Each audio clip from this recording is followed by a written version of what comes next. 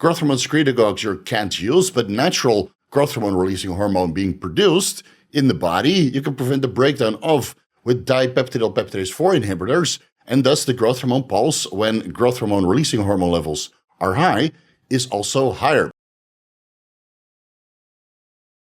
Now, there's several other growth hormone fragments which actually have been investigated. That's growth hormone fragment 1 to 43 and 32 to 46, which promote glucose homeostasis, but only in animal models. And then there's growth hormone fragment 44 to 191, which actually promotes glucose intolerance in animal models and is about 10 times more potent in doing so than the full sequence of growth hormone, being amino acid sequence 1 to 191. So these have been poorly investigated. I've never seen growth hormone fragment 1 to 43 or 32 to 46 on any of the gray area peptide websites. Very limited scientific evidence, and I would say zero practical applications for us as people in the fitness community aspiring to be as lean as possible and controlling our blood glucose levels through various different pathways because, well, when we get to the metabolic modulators, there's much better methods out there for improving glucose homeostasis in the bloodstream. So let's forgo these particular fragments and let's just focus on what we can actually use because it seems that everything, all the good stuff is already included. And for that, we also need to highlight what's listed under S2.2.4 growth hormone releasing factors, including but not limited to growth hormone releasing hormone and its analogs, growth hormone secretagogues and their mimetics, and growth hormone releasing peptides with a laundry list of examples on what you can't use completely, what are prohibited. And it means that basically all of the good stuff is listed.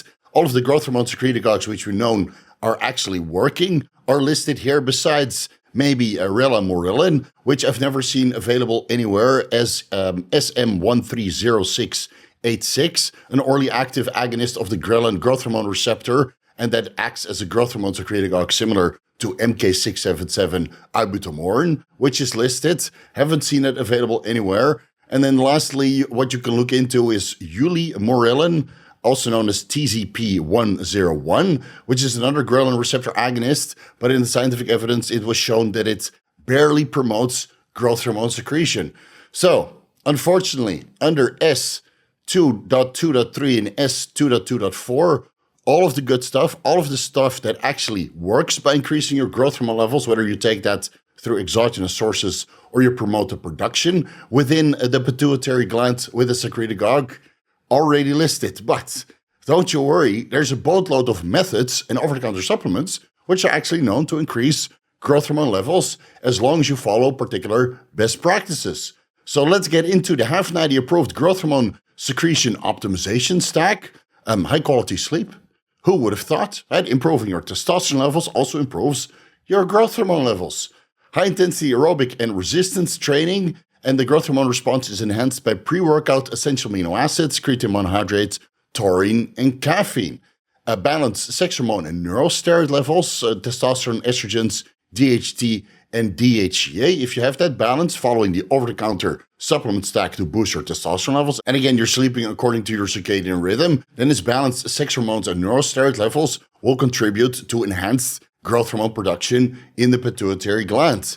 Glucagon contributes to growth hormone secretion. Stress management by keeping your cortisol level low. And for that, we have ashwagandha root extract or Gorilla Calm, hopefully in your over-the-counter supplement stack, right? Again, it's listed down below.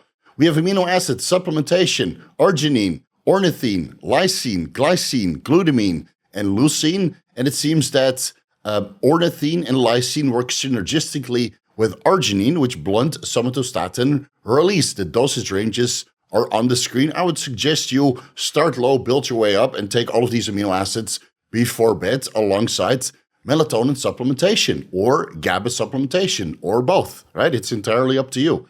Creatine monohydrate supplementation increases growth hormone secretion. Intermittent fasting, 1 meal per day. Fasting after 4 o'clock in the afternoon, so you're in a deep fasted state by the time you go to bed, or full fasting, all minimize somatostatin release for the maximum amount of growth hormone secretion occurring at night and several pulses over the day.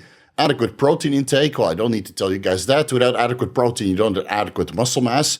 And well, you need to eat a boatload of protein for these cannons to fill out the screen, as I'm sure you guys are well aware. And that also contributes the growth hormone release, being in a micronutrient sufficient state all the time. Make sure you hit your daily recommended intakes on all of your micronutrients. Low refined sugar intake, low glycemic index, and load foods for dinner, so you have minimal insulin release throughout the night. And again, if you go to bed in somewhat of a fasted state, maybe the last meal of the day is at 4 o'clock, no later than 9 o'clock. If you go to bed at 12 o'clock, then at least most of the carbohydrates are already digested. Your insulin levels are low. You might get some glucagon release overnight. Somatostatin levels are low, and then the ghrelin levels are high, allowing for the highest possible growth hormone secretion.